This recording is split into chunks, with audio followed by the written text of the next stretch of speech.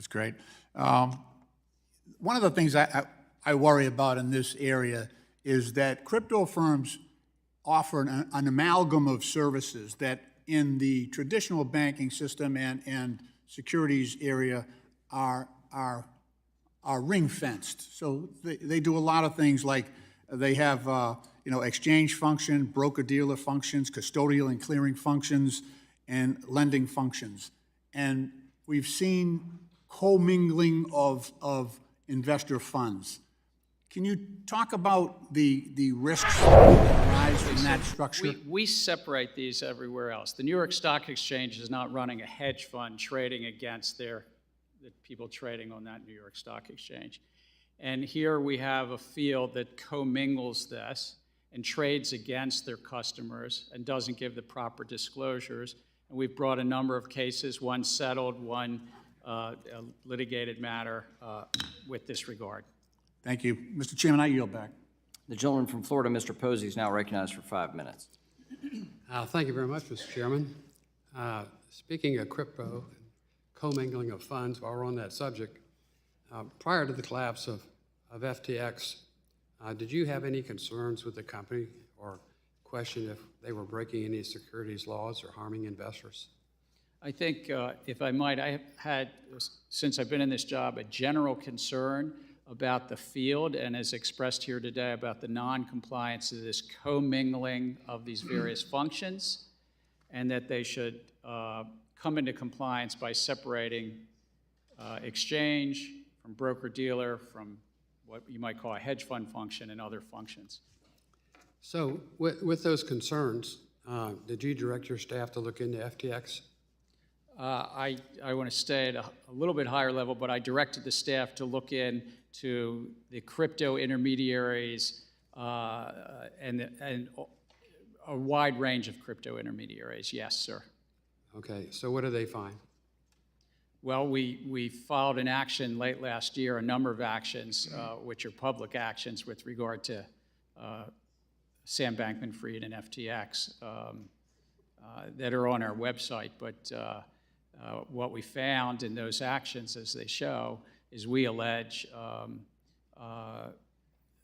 a number of violations of the securities laws. Yeah, when did you think FTX was problematic? At what point? Well, again, we filed these actions in December, and I think we've filed follow-up actions in January because it takes time to develop an investigative file, and we follow the facts and the law where they come. But I've given speeches, and I've been clear with many members of this industry that right now they need to come into compliance. We have one goal, is to bring them into compliance and to stop commingling all these functions, stop using customer funds as if they're their own. It's like somebody who's got their hand in the cash register because they say, I want to take some money out of the cash register for the weekend. I'll put it back later. And that's just not proper. How long after you met with FTX and investigated, and did you notify the public and investors that there was an issue? As we've chatted earlier today, we protect anything we do in our examination function, our investigative function. We protect that information and hold it confidential because it's important for the integrity of any investigation, but also for people's privacy. And often we find that we close investigations without bringing action. So there's a time-tested reason that you, of course, would want us to keep things confidential. So we only make them public when. Gary Gensler. Gary Gensler is such a fucking liar, man. Holy shit. The Inspector General found that your SEC is facing the highest attrition rate in 10 years. You know, how's the attrition rate affected your agency's ability to regulate digital assets? No, it's a very dedicated workforce. We've moved up to. Just wait until he starts talking about XRP. This is going to be beautiful. Really pleased to say that last week the Partnership for Public Service, we went up in the overall rankings. We're now in employee surveys. These are employee surveys done by outsiders.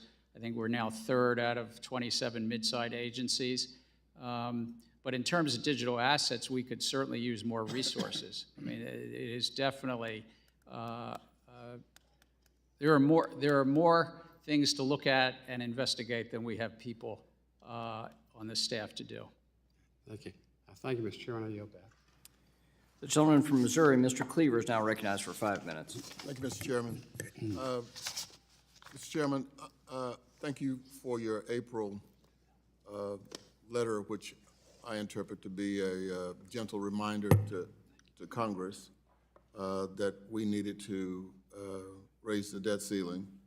And I appreciate the fact that you clearly understand and recognize the importance of this. I mean, we've raised the debt ceiling 78 separate times since 1968, and both parties,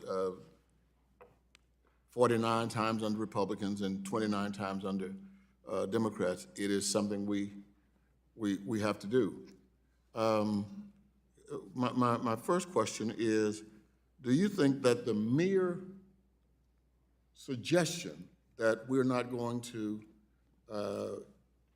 deal with the debt ceiling create a problem for us economically? I mean, one of your responsibilities is maintain some level of order in the markets. So what do you think, just a mere suggestion, just a mere threat, what does that do? It puts a dose of uncertainty into markets, but it becomes particularly problematic the closer one might get to whatever deadline that is. And that's not our jurisdiction, that's others. But, and then if we were to go over said X date, it would really undermine, it would be one heck of a mess in capital markets, that's for sure, but it would undermine the base of our capital markets, U.S. Treasuries, or the risk-free part of our capital markets, that everything else is built on top of that. I was here in 2011 when there was a stalemate. We're not going to do anything, and so we ended up, of course, averting the cataclysm, but we still did damage to the economy because the gamesmanship caused us not to address this very serious problem. I guess we have failed once, at least, maybe more. You may have been to address our obligations. 1812, we didn't have the resources for a period of time, but since then we've met our obligations.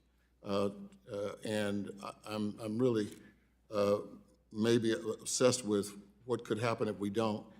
And USMC Laters, what up, bro? Let's go. What up, bro? Enough to remember a movie that came out in 1974 called Blazing Saddles. It's one of my favorite movies. You hear what this guy's talking about? A movie in the 80s. Bro, give this guy serious questions. This guy is hindering innovation in the U.S. This guy's talking about a fucking movie in the 80s. Is this a joke? And at one point in the movie, he is surrounded by people who are ready to lynch him. He takes out his gun and puts it to his own head. And he said, "Get back or I'll shoot." You're probably hesitant to want to say this. Isn't that what Congress is doing right now with the debt ceiling? Well, being old enough to have seen the movie, I think I learned enough to say it's between Congress and other parts of the administration, the Treasury Department, and the White House. I can just speak to the capital markets piece. On the capital markets piece, we've already seen some small bits. There's certain money market funds and other funds that are being careful about which short-term Treasury bills they buy. But if we were to get close to that X date, your proverbial visual that you just did from the... Bro, this is the dumbest questions he could ever ask. Like, he's not even. This guy needs to be held accountable, man. I'm upset in so many different ways of the questions he's getting right now that I don't even know what to say. Rojas, what is up, bro? What's up, man? Good to see you, bro. The rest of the fixed income markets, and it would ripple into the banking system as well, not to mention all the money market funds. Thank you, Mr. Chairman. I yield back, Mr. Chairman. Mr. NC Gary Gensler. What's up, bro? That's true. So with that, we'll go to the gentleman from Missouri, Mr. Lukemeyer, for 5 minutes. Thank you, Mr. Chairman. Welcome, Chair Gensler. We certainly appreciate you being here today. And when I was talking to some friends of mine yesterday about your appearance, they said, the APA director. And we both chuckled about that, but it makes the point that it seems as though your agency has taken on a different mission, that you seem to be pushing an ESG agenda, which is, in my mind, something that's not in the best interest or under your purview of the SEC. So I'll let my other colleagues get into that a little bit deeper, but I want to put something on. The Koopa Troopa? Deals with mortgage insurance linked notes. I gotta mute this guy. What a clown, man. This whole thing is, he's testifying at the House Financial Services, and it's the oversight of the SEC, which Gary Gensler is the chair of the SEC. Gary Gensler was an MIT professor as well, and he was all for cryptocurrency until he got the chair at the SEC and started hindering the innovation of digital currencies in the United States of America, giving the rest of the world the head start. Do I need more light? Is that too much light? That's too much light. Giving the rest of the world a head start in innovation with digital currencies. Orlando, man, I'm glad you're here, bro. It's good to see you. It's just so upsetting that they're giving him such easy. I wonder how 24 Hours of Crypto feels about this.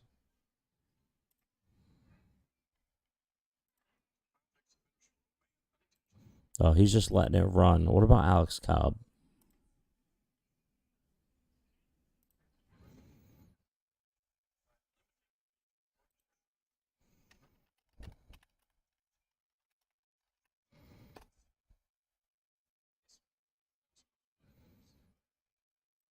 This guy says, I bet Gary's wearing women's underwear. Yo, he's wearing a thong, bro.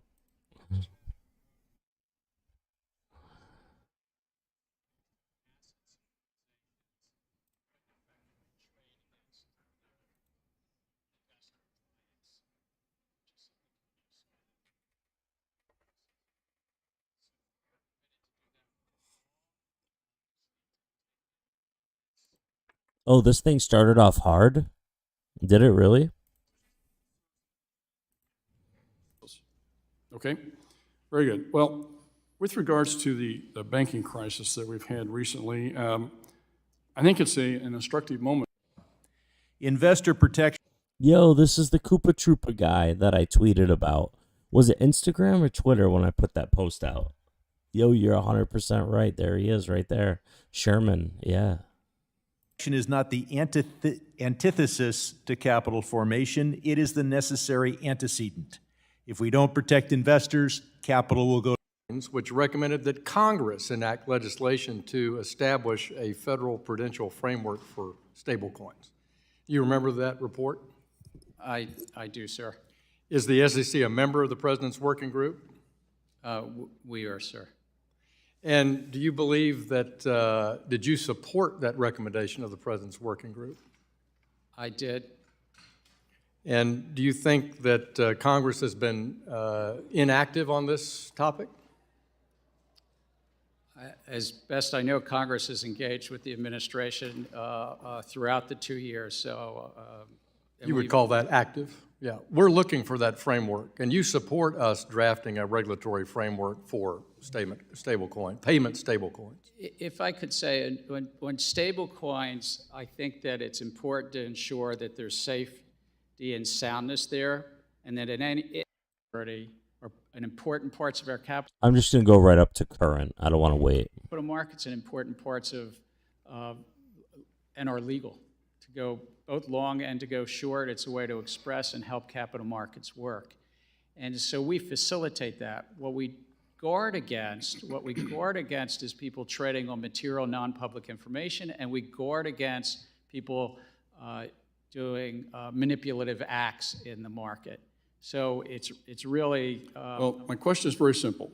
Do you have the authority to keep this abuse from happening, this manipulation from happening for the wrong reasons? I understand that it's part of the market structure, it's part of market investing, but if people are doing this to try and cause a run on the banks, to undermine our economy, undermine the industry for their own profit, or as a foreign actor to do something, do you have the ability to stop that? That's my question. we most definitely have the authority and the ability to go after fraud and against manipulation in capital Okay, markets. my question though, do you have the authority to have a across-the-board ban on short selling so you can stop this from happening by people continuing to tweet? I don't believe that Congress has given us that authority, sir. We've given authority to deal with individual acts of manipulation and chasing after fraud. Gentleman's time is expired. Okay, thank you very much. I'll yield back. The gentleman from Connecticut, Mr. Himes, recognized for 5 minutes. Thank you, Mr. Chairman, and welcome, Chairman Gensler.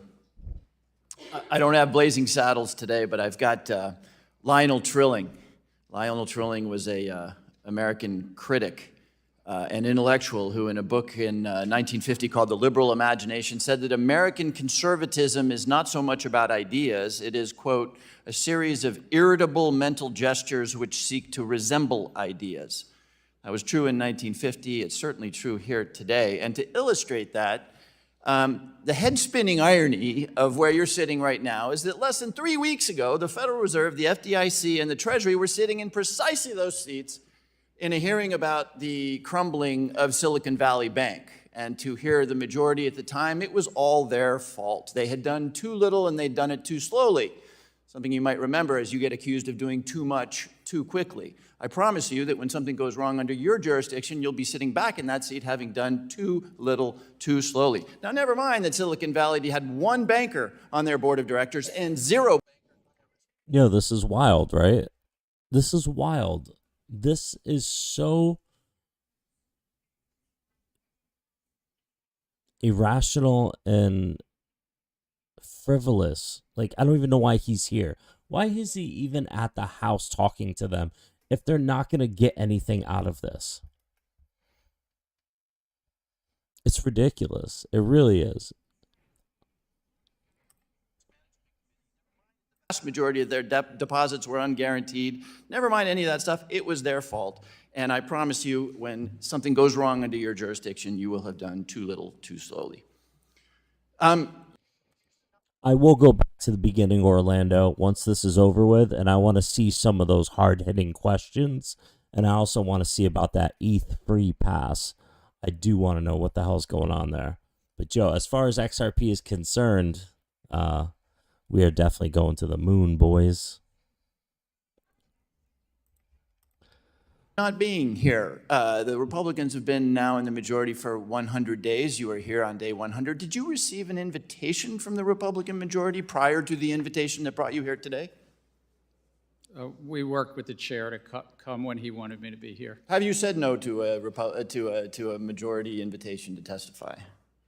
We'll work, and whenever the chair wants me here, I'll be here.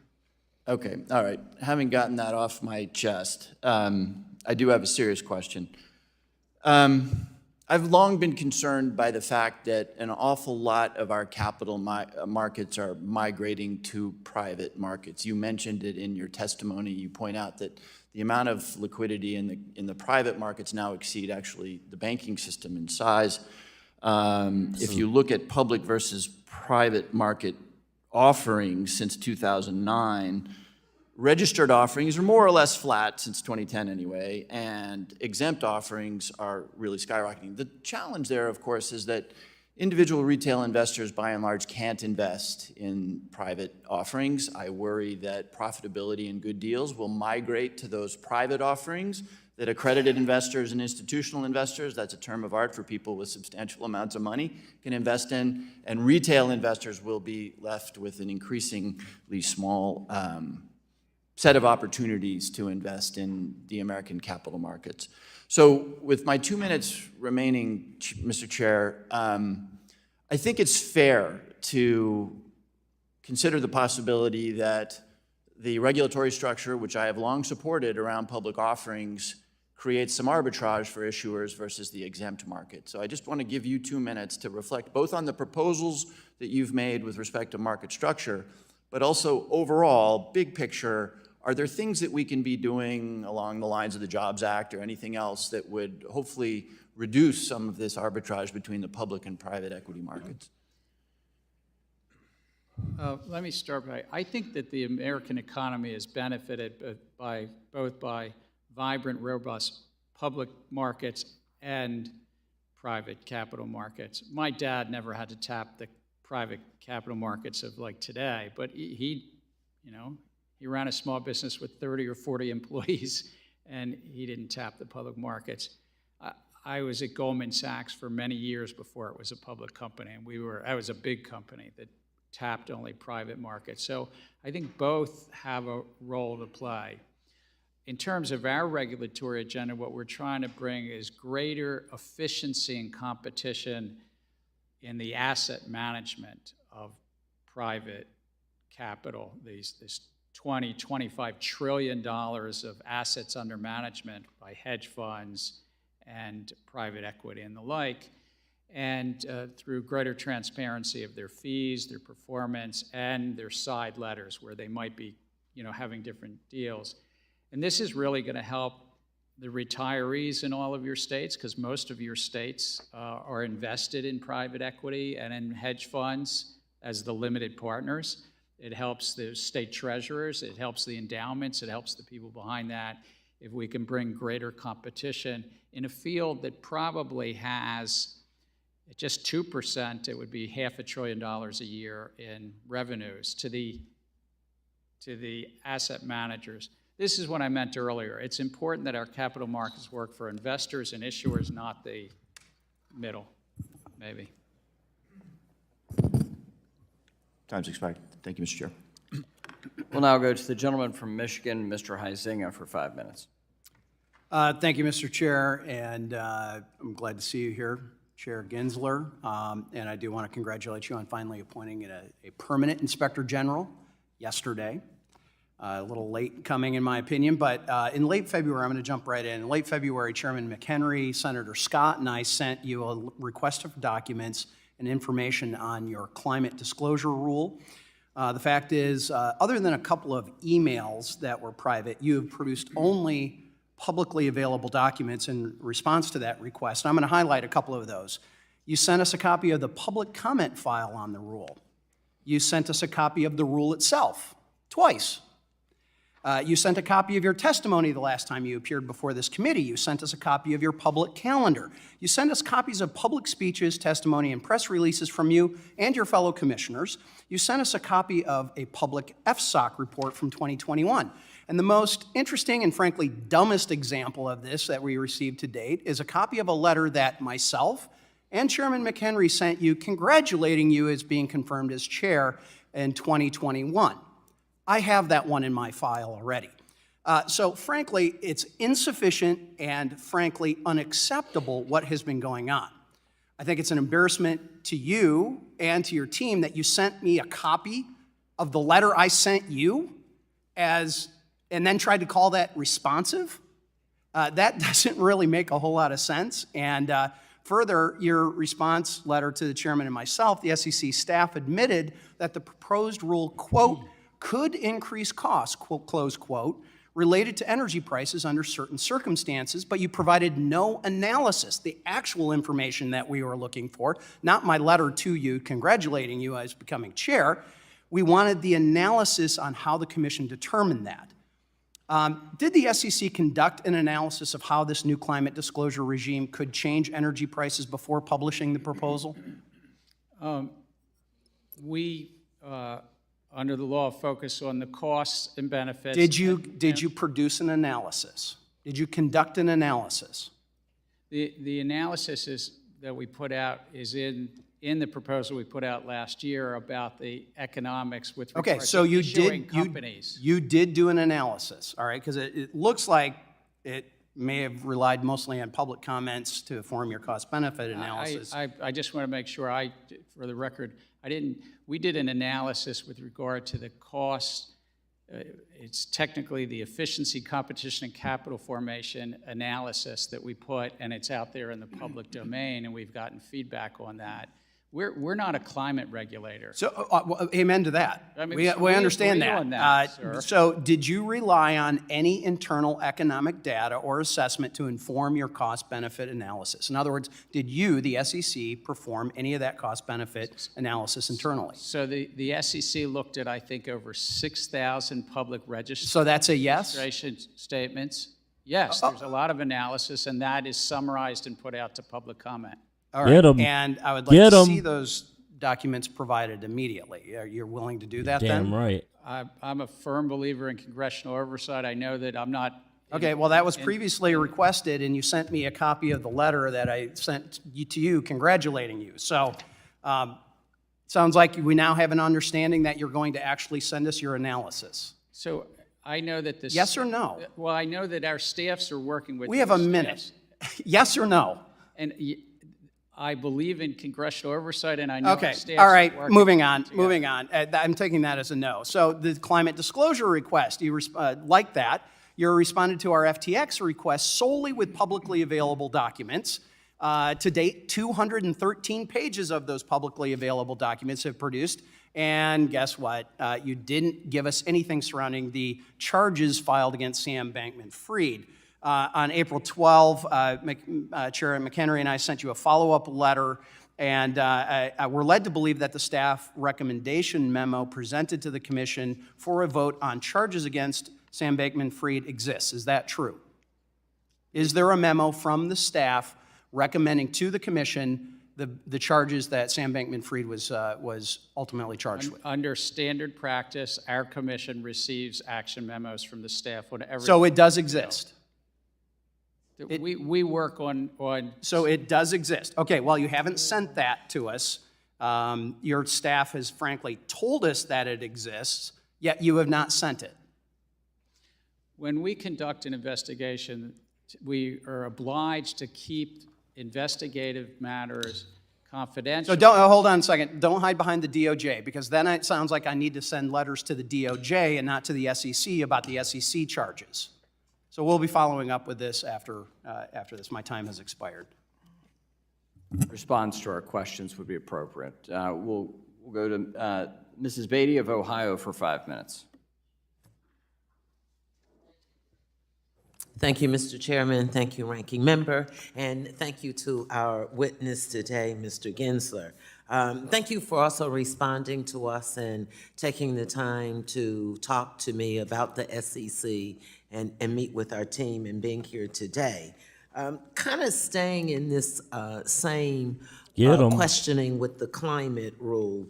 As you know, and many may know, I'm a former small business owner myself, so I think I know as well, if not better, than most of the unique challenges that small businesses might have, as well as maybe family farms. Me too, Betty. With that in mind, I want to ask about the Commission's proposed climate disclosure rule. We've heard many critics, people on the other side of the aisle have framed this rule on its emissions disclosure, especially Scope 3 emissions requirements, as being burdensome for small businesses and family farms. I've been doing a lot of reading, research, articles on this, so I want to give you a minute or so to chat with us about, is this rule that burdensome to small businesses, or are there actually ways that they've been protected? So our proposal and our authorities are about public companies, and that's what it speaks to, and really it's just about public companies. We do not place through this proposal, and nor do we intend to have any obligations on non-public companies. You know, there's small businesses, there's agriculture interests that you might be referencing. companies currently are making, hundreds and hundreds of companies are making disclosures about greenhouse gas emissions. And some of those are, as you mentioned, about their supply chain or so-called scope 3. Yo, Mr. NC, yo, that would be amazing. Ask him how much crypto he holds. How much crypto you got, Gary? And even in our proposal, we recognized and we said, the obligation is only on the public company. They can make estimates if there's something that they are talking to their shareholders about. But we got a lot of feedback. We got a lot of comments on this issue, and we're taking that into consideration. And as we do on all our rules, we'll consider making adjustments if appropriate. Okay, thank you. Let me try to get another question in here. Certainly, as you know, investor protection is a key part of your mission. And I want to take a moment to highlight some of the investors in my home state of Ohio, like teachers and firefighters, police, and other public servants, saving for retirement through their state public pension system.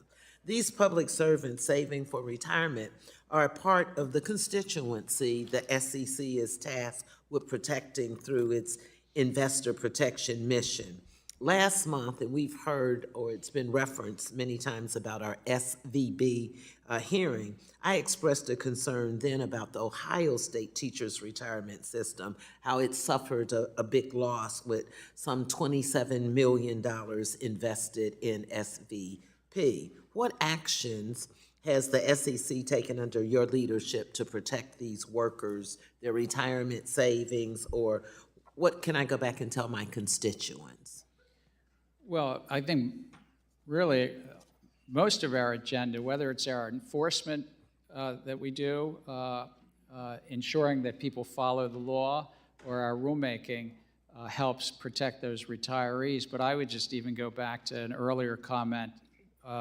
We're really trying to bring greater competition and efficiency in the private funds area because I really can't either, bro. I really can't either, USMC. those retirees are often invested in those private equity and hedge funds. And if we can help through transparency instill greater competition, that could mean lower costs, lower fees to those folks. I have about 35 seconds. Is there anything you'd like to share with us if I yield my last 30 seconds to you? Well, if I could just note something about you mentioned your hearing about the recent events in the markets, and I would note there were 3 banks that failed in those handful of days, those 4 or 5 days. And 2 of those banks, the first and the third that failed, Silvergate and Signature, were engaged in the crypto business. I mean, some would say they were, crypto banks. And the third, the biggest, Silicon Valley Bank, actually, when it failed, you saw this country's, the world's second leading stable coin, had $3 billion involved there, DPEG. So it's interesting just how this was all had some crypto narrative as well. And my time is up. Thank you, Mr. Chairman. The gentlewoman from Missouri, Mrs. Wagner, is now recognized for 5 minutes. Nothing. Thank you, Mr. Chairman. Chair Gensler, you've publicly stated that, and I quote, "Our markets are the finest in the world," and that, quote, "retail investors have greater access to markets than at any time in the past."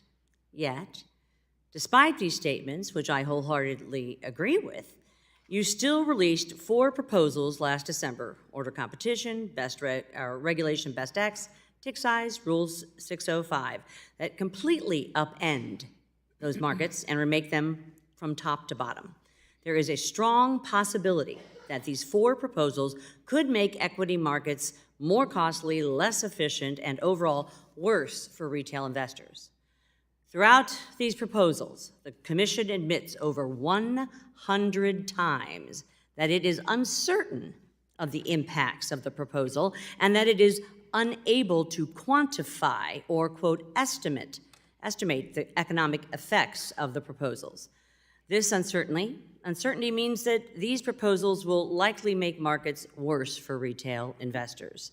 You may be willing to risk that, but members of Congress who represent these retail investors, as well as American businesses, seeking to raise capital in our equity markets are not, sir. If the SEC's client truly is the American public, as you've said many times before, then I would urge you to reconsider these proposals before putting millions of Americans' hard-earned savings at risk. You've said repeatedly, let me change topics here, that the duty of best execution is too important for only FINRA to have a best execution rule, and that the SEC should have one as well. I'd like a yes or no answer here, sir. Are you aware that there is a process under existing rules for the SEC to amend or change FINRA's rules, which would include its current best execution rule? Yes or no? Yes, I'm aware we have that authority. Yes or no? Do you believe FINRA is incapable of maintaining and enforcing an adequate best execution rule? I think this is an important rule that we should have at the commission level. to Yes or protect no? the Are public. they incapable of maintaining and enforcing an adequate best execution rule? Again, I think we should adopt one at our level as well, and we have it in other All right, areas. reclaim my time. As proposed, it would be duplicative, onerous, and costly for firms to comply with both the SEC and now FINRA's best execution regulations at the same time.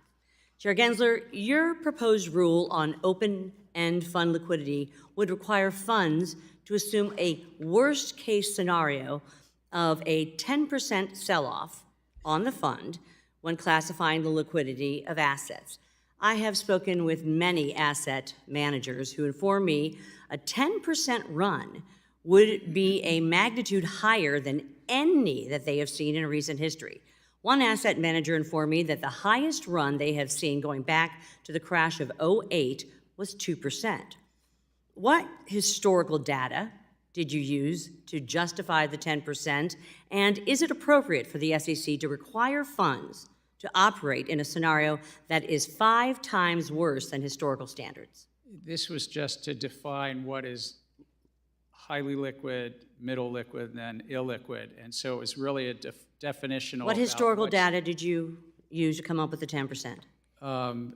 Again, we lay that out in our No, you don't. proposals, but I'd be glad to follow up. Yeah, And- you don't lay it out at all. Chair Gensler, you have testified before this committee twice that both times I have asked you if you intended to rewrite Regulation Best Interest, Reg BI, and you have said no.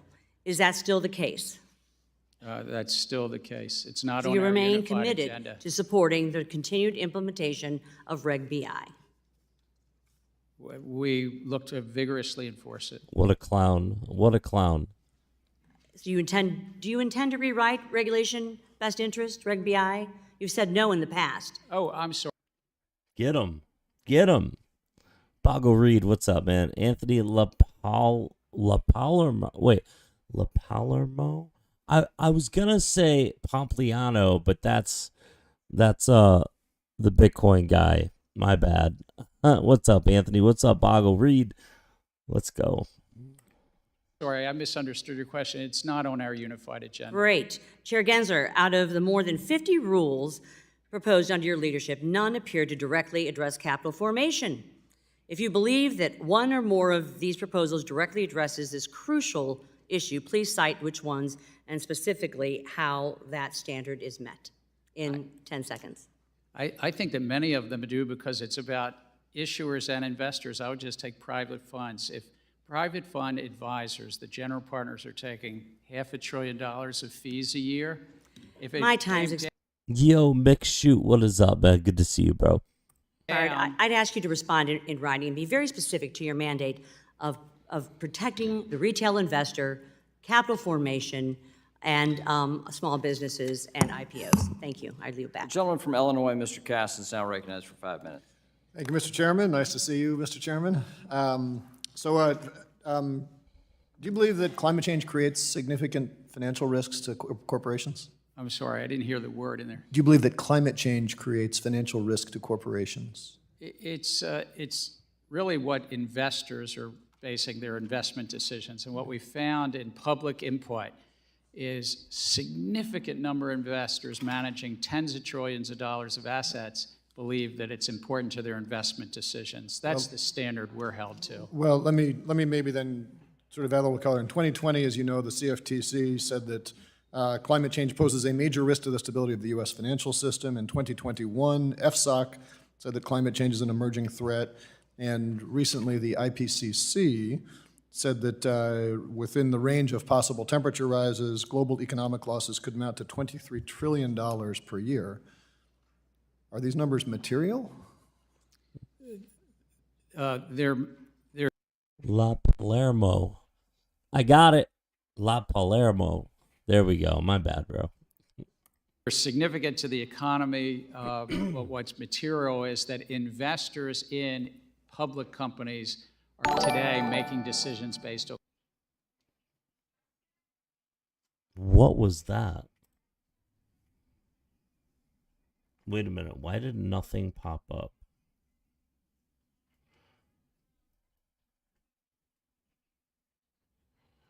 Browser. I heard something go off.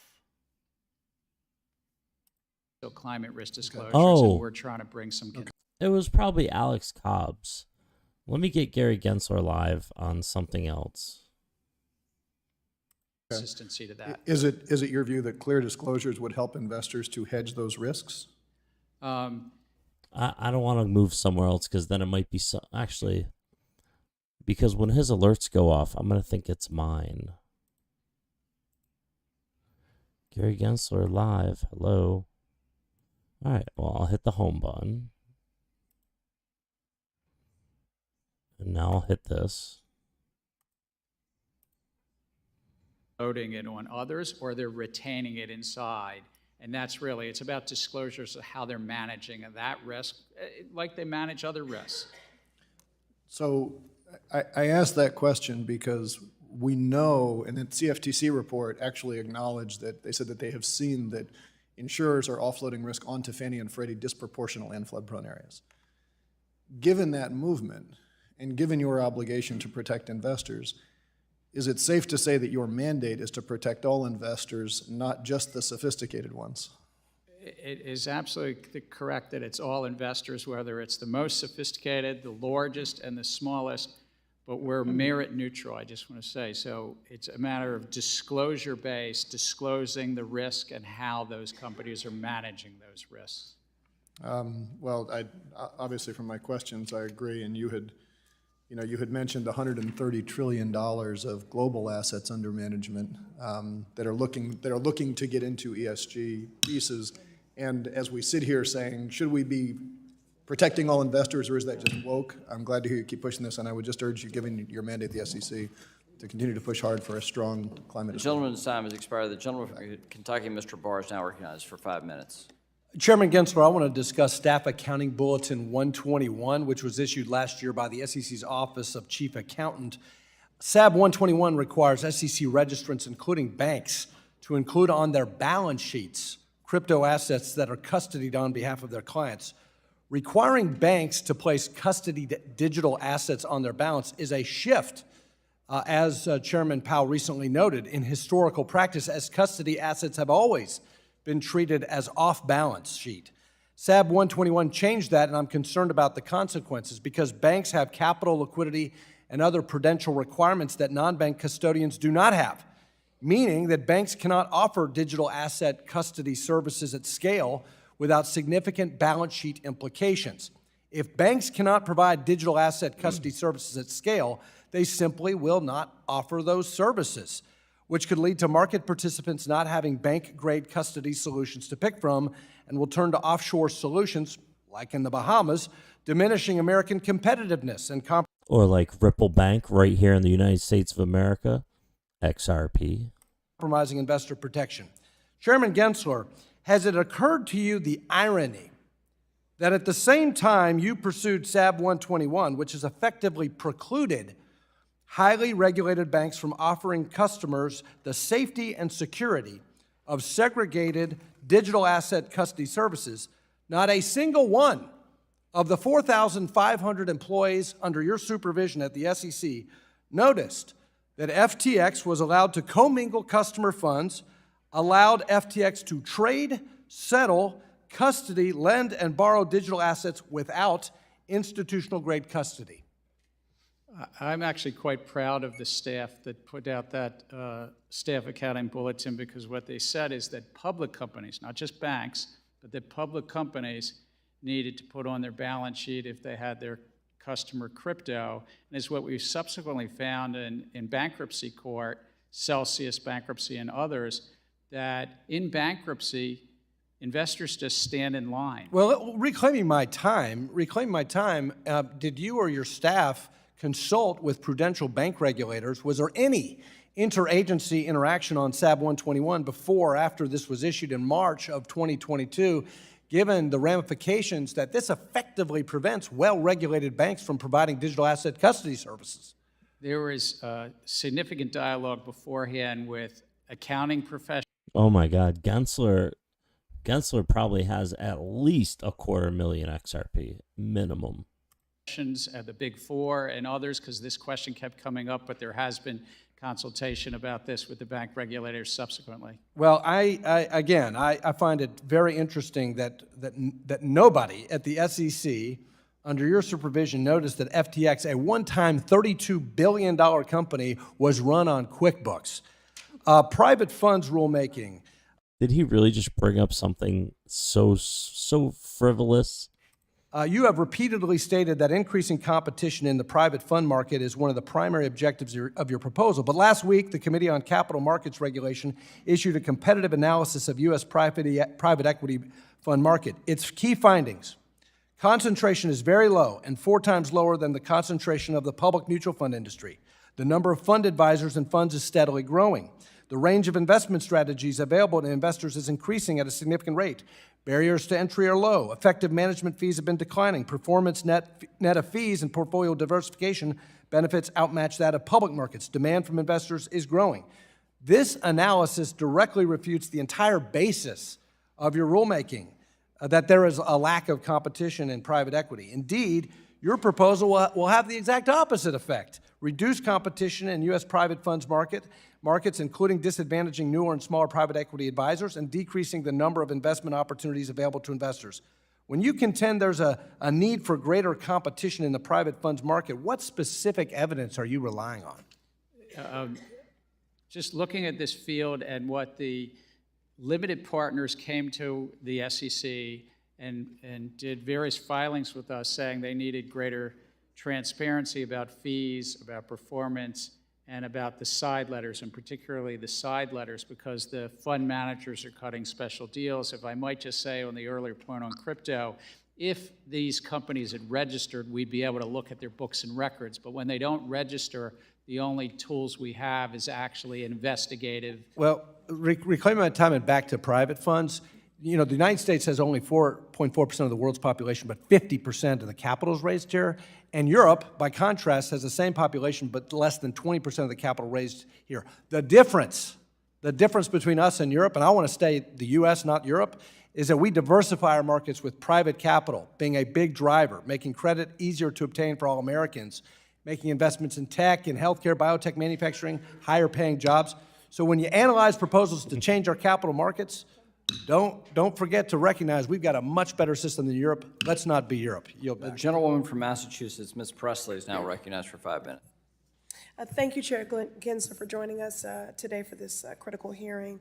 Although I wish it didn't have to be repeated, I know there are some who deny this fact, so I just want to reaffirm that climate change is real.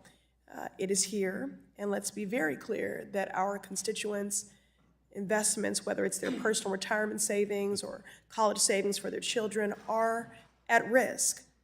The good news is the SEC's proposed climate disclosure rule would help protect investors by requiring companies to disclose their exposure to climate risk. Although the cheerleaders for big oil want to weaken this rule, the consequences are clear. Without a comprehensive climate disclosure regimen, we will fail working class people throughout our country, and we will fall far behind our global partners. Chair Gensler, you mentioned earlier that during the comment section that there were thousands of investors that commented favorably, correct, on the proposed rule? That's correct. I think we've gotten 15,000 comments, and on the investor side, it's almost uniformly supportive of mandating climate risk disclosures. Right, they were overwhelmingly favorable. So for those watching at home, I just want to get into the details to better explain why they were so overwhelmingly favorable. There are 3 categories of greenhouse gas emissions. Scope 1 and 2 emissions result from a company's operations, for example, the pollution from a company vehicle or their use of electricity generated from fossil fuels. And then there are Scope 3 emissions, which are the biggest category, making up on average 70 to 80% of a company's carbon footprint. These are resulting from indirect ops, which include the entire business model, including emissions produced by suppliers and also from consumers using the company's product. Big Oil is fighting to get rid of Scope 3 emissions disclosure from the SEC's proposed rule because in a world without transparency, they can gravely misrepresent their exposure to climate risk and rake in millions of dollars. If oil companies like Chevron reduce their Scope 1 emissions by switching to electric vehicles for transportation, and their Scope 2 emissions by installing solar energy at their headquarters, then they could technically claim to be net zero, even if they continued selling fossil fuels as their core product. Chair Gensler, if you were an investor looking at climate transition risk in your portfolio, do you think that looking at an oil company's Scope 1 and 2 emissions alone would give you an accurate picture of your risk exposure? Well, in my personal portfolio, I'm only allowed to be in index funds, but in terms of, or broad-based funds, but what we've learned is many of the comments we received from actual investors have said they would like to have better consistency around this greenhouse gas emissions, including some estimate about their supply chain. Right, the people want to see Scope 3 disclosures. The European Union and other countries around the world are implementing new disclosure rules that include Scope 3 emissions in the next few years. Now, some argue that reporting is too burdensome, but 70% of U.S. companies will be reporting Scope 1, 2, and 3 emissions within the next few years, regardless of what the SEC does. So let me make it plain. This is not the time to backtrack and to weaken regulations. Now is the time for action and to put people over polluters. Thank you, and I yield. The gentleman from Texas, Mr. Williams, is now recognized for 5 minutes. Thank you, Madam Chairman. We've seen a troubling, and I'm from Texas, I need to tell you this, so a lot of this conversation doesn't ring well back where I live, but we've seen a troubling trend with the current administration who continues to call for more government regulations and push an anti-growth green agenda. The SEC's climate risk disclosure rule would have major consequences for the businesses across the country, especially smaller entities who lose out on opportunities because they cannot afford the increased compliance costs that come with burdensome regulations like these, and we see this administration continue to put the pressure on small business. An economic analyst of the SEC's climate proposal estimated that compliance associated with these requirements could cost over $100 million for certain companies. This would be detrimental for companies and will stifle innovation and businesses' ability to grow. So what is the SEC's legal authority to enforce these climate-focused regulations, and how does the SEC plan to ensure that its climate disclosure rule does not disproportionately harm smaller entities? I'm a business guy in Texas, I'm a small business, which may lack the resources and expertise to comply with the rule's reporting requirements. Let me take your second question first, Okay. if all right. Our authorities are just about the public registrants, these 7,000 or 8,000 companies. And we're not placing any obligations on non-public companies, companies that aren't raising money in, like, you know, on the New York Stock Exchange. In terms of the authorities, we're staying right within those authorities I talked about earlier that Rayburn and Roosevelt wrote. It's about describing the business. He's just going to keep running in circles, pretty much. All right. XRP. Now we have a candle. These are daily candles. Now, we had a red candle. Now we have a bullish candle reclaiming. Now, if this candle stays higher in the next 8 hours and closes above yesterday's red candle, we will have printed a bullish engulfing candle. So let's see if that happens before we speculate any further, before we extrapolate any plans into the future. Let's see if this candle prints higher than the previous day, yesterday. So if we print higher, we have a bullish engulfing candle, which is really good for price to continue to the upside. However, if not, we could be coming down to test the 400 or the 50 EMA. The purple is the 50 EMA. The white line is the 400 EMA. These are exponential moving averages. We might come down and test, which would give a little lower prices. Otherwise, I think we're going to pump. Mix shoot. Yes, I think we are going to pump. That's what I believe. Wholeheartedly, that's what I believe. Other than that, today is just a chill day for me. Second day of relaxation after a weekend of hard work. I actually did some hard work yesterday too. So the day I'm supposed to be relaxing, I was working, which was yesterday. Let's look at Gala real quick. Oh, what did I type? Gala USDF.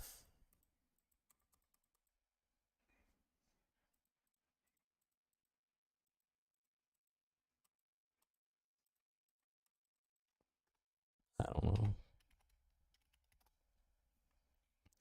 Oh, wow. Yeah, Gala pumped right up to the 200 EMA. Let's go. That's looking good, you guys. That is looking good. So, yeah, while Gary Gensler tends to just stall, that's all this is stall tactics. Where they do not care about any individual security. Can you commit to materiality limitations? Materiality is a bedrock of our disclosure regimes, and Unbelievable. The big deal, the thing that I love is that the chair of the SEC has been called and is being scrutinized. Crypto is the wave of the future. It's upon us. A lot of people don't understand that the bear market we just went through was possibly the best time to invest in these digital assets before the boom that it's implemented in all of the world is involved. We were the first. We are the small 1% or less that has invested and found cryptocurrencies and researched the ones that could be great before the rest of the world. So give yourselves pats on the back, because we're going to see what this is going to bring all of us in the near future. I have 2 new NFTs that I want to add.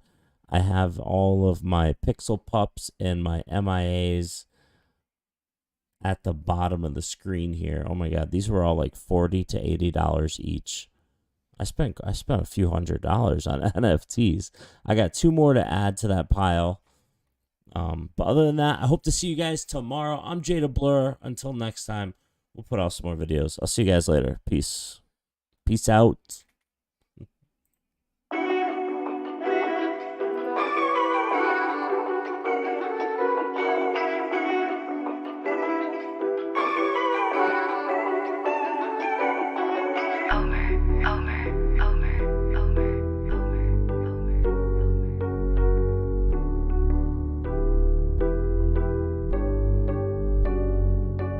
I got zeroed out my membrane, you keep calling me insane. Every single day more XRP is what I obtain. No more cash, no more cars, only QR codes. No more proof of work, we running validated nodes. This is the life that I chose. They look at the cons, I look at the pros. I'm always bullish and it shows. Now you wanna ask about XRP, I am not telling.